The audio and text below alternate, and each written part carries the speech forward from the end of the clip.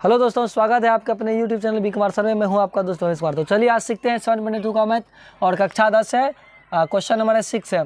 कह रहा क्वेश्चन मेरा, यदि बिंदु 1,2 4, y x, 6 और 3,5 इसी क्रम में लेने पर, करा इसी क्रम में हर एक अंक को लेने पर एक समांतर चतुर्भुज के शीर्षक हो तो x और y ज्ञात करिए। मतलब क्वेश्चन ये कर रहा है, एक चतुर्भुज, ये जिस तरह हम चतुर्भुज बना चुके हैं उस तरह एक चतुर्भुज बनाने का रहा है और हर एक का शीर्ष मतलब हर एक कोने का मान दिया हुआ है। उस मान में एक मान x भी है, एक मान y भी है। ये दोनों का मान निकालने का रहा है x y का। अब देखिए हम मान लेते हैं। देखिए ये हो गया मेरा 1,2, इसको मान लेते हैं b का मान, और b का मान हो गया मेरा 4, y हो गया, c का हो गया x, 6 हो गया, और 3,5 हो गया d का। तो अब देखिए पहले हम मान लेते हैं, हल करते हैं। माना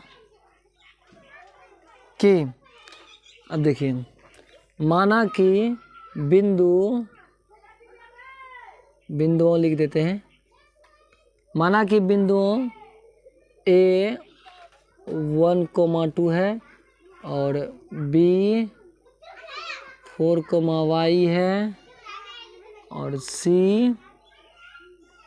x, 6 है और D हो गया मेरा 3,5, जो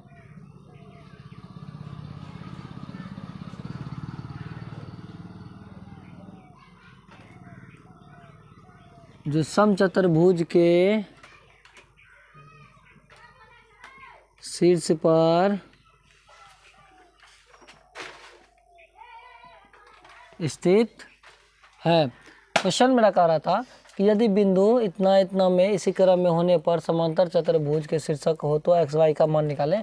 कह रहा हम मान लिए, माना कि बिंदु, सब बिंदु को हम मान लिए, ये बिंदु का नाम दे दिए A और ये बिंदु का नाम दे दिए B और ये बिंदु का नाम दे दिए C और ये वाला बिंदु का नाम दिए D।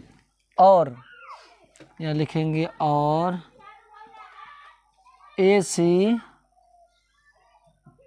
तथा BD समांतर चतुर्भुज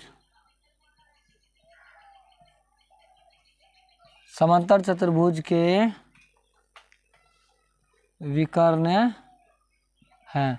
यहाँ A से C तक को मिलाने वाली रेखा को विकर्ण कहते हैं और B से D तक मिलाने वाली रेखा को विकर्ण कहते हैं। अब ये दोनों के बीच के बिंदु को हम O बिंदु मान लिए हैं, नाम दे दिए हैं। विकर्ण है जो एक दूसरे को O पर प्रतिच्छेद करती है।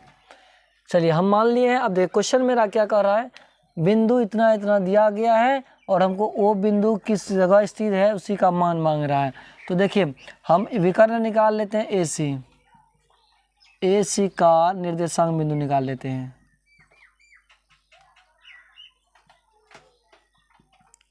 AC का निर्देशांक बिंदु हो जाएगा मेरा, AC मेरा कौन है, ये है। अब ये वाला बिंदु को देखना है।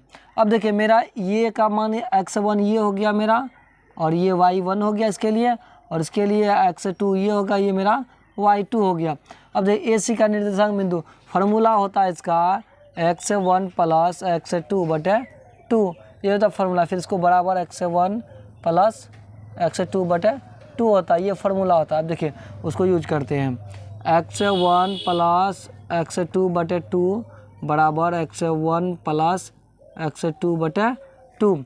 अब देखिए x1 मेरा कितना है, x1 1 हो गया, ये 1 प्लस x2 मेरा कितना है, x है, x ले लेंगे, बटे 2 है, 2 ले लेंगे। अब देखिए x1 अब देखिए ए सी के निर्देशांक उसका समीप बिंदु कौन है, ये डांट से एक इधर टकराया एक इधर का टकराया, तो x2 मेरा इसके x1 ये हो जाएगा इसके लिए 4 और प्लस x2 हो जाएगा मेरा इधर का x2 ये 3 और बटे 2।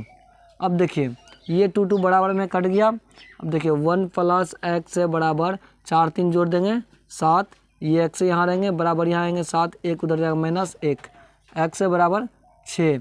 x का मान मेरा आ गया है। अब निकालना हमको किसका मान है, y का। चलिए अब बी डी का निर्देशांक निकाल लेते हैं। ए सी का हम निकाल चुके हैं 6 आ चुका है और बी डी का हमको निकालना है। चलिए तो बी डी का निर्देशांक